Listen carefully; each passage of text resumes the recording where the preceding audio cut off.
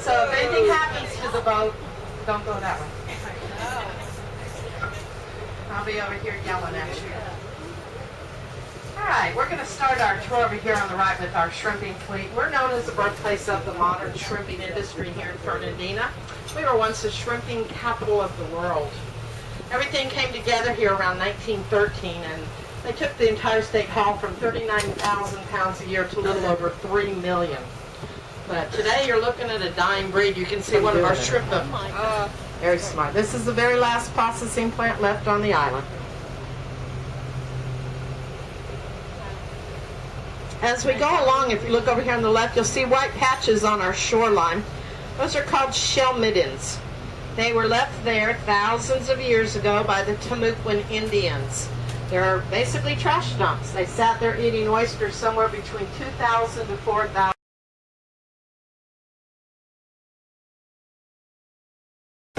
He went down before he got on the boat. He purchased 600 acres from the Villalonga family. It was an indigo plantation called Yellow Bluff. He'd spent about $10 an acre. Come back here, get up on his soapbox, and he would convince 2,000 residents, the entire population, to move. This would be known as Old Town. That would be known as David Yulee's New Fernandina. They built a boardwalk connecting the two Fernandinas, and it stayed there till the mills came in the late 30s.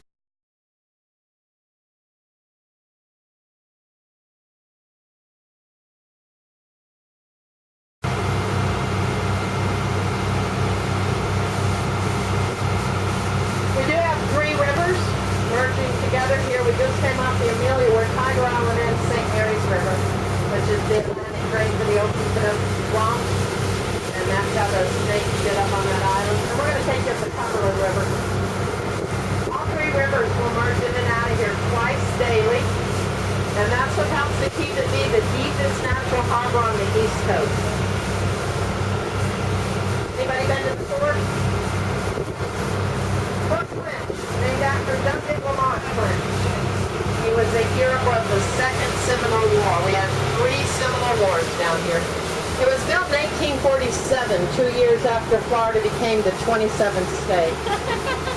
My favorite thing about this fort, it's never seen battle, never fired on, never fired from. Originally, the Confederates held the fort.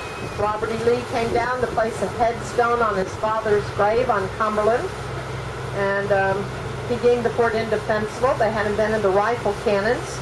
It could shoot holes right through the bricks. Everybody got on David Yulee's last train out of town in a boat called the Ottawa. Brought the Union soldiers in that very same day. They were here a while. They were pretty bored. No battles. They decided they were going to complete the fort. They wouldn't buy the bricks from the Southerners. Look, it's a two-tone fort. The walls are a really large brown brick out of St. Mary's. The magazine, the buildings are small little red bricks brought down from New Jersey. Yankee bricks. The cannons, the flags, those are all original design to 1864, but they're not the originals. Our original cannon could fire a 250-pound cannonball up to 3 miles. And there are gentlemen in there today that are walking around in long sleeve blue uniforms today. Even through August they do that. They've convinced themselves it's 1864, and no matter what you ask them, you're going to get an 1864 response. You can see a lighthouse. They're tough on women.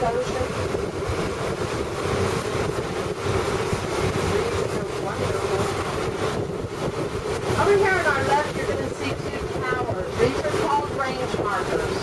They are an aid to navigation. Captains will line the 2 lights up like you're going to see in just a minute. That line can be seen about 13 miles out to sea. This is Carnegie. First little building is the dock house, and back then they would travel with those great big steamer trunks because you always dress formally for dinner. Got horses? Got horses over here. Yep. Where? Yeah. Yeah, you can see them in the park. Oh, yeah. There's several of them. You should see a big old dapple gray. There should be 3 brood mares with that one. Now the one that's back there that's kind of tan and she has a blonde mane and a blonde tail, I named that one Little Bit. She was born down on the Rockefeller property, but her mother abandoned her in 2 months. And so I didn't think she was going to make it. So she'd lay on shore, the boat would go by, the water would splash over her head, she wouldn't even pick her head up. And I was going to come over here and steal her and put her in my backyard, but the neighbors figured out she wasn't a dog.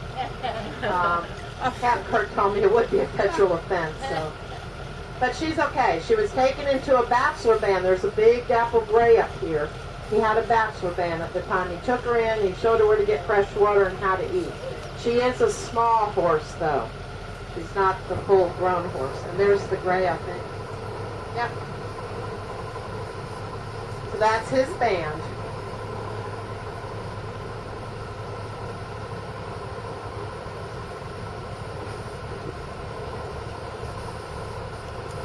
About 3 o'clock. Yeah. This little building was originally the ice house, but today it is a history museum. There are artifacts in there from the Cumberland and a timeline for the Carnegies. It's about a 15-minute walk into the ruins from here. The road right here is called Coleman Avenue, and it'll take you to Grand Avenue, and then you're at the mansion. The house on the left was Captain Yates' house. It was also willed to him. And she also put it in her will that we've got a really good air quality. Now, here's the bad part. It's packed with chiggers or red bugs, and pick it up. You want to be really careful. The Timucuan would put it over a pit fire to get rid of the bugs, and they soaked it in sweet-smelling herbs to get rid of the smoky smell, and they won't clothing. British and Spanish got here walking around in wool clothing thinking, wow, this stuff's great. Started making clothing, stuffing mattresses and furniture. Guess what they left out? The smoky part. You start to sleep tight, don't let the bed bugs bite. That's where it comes from. Henry Ford used it in his automobiles to stuff the cushions.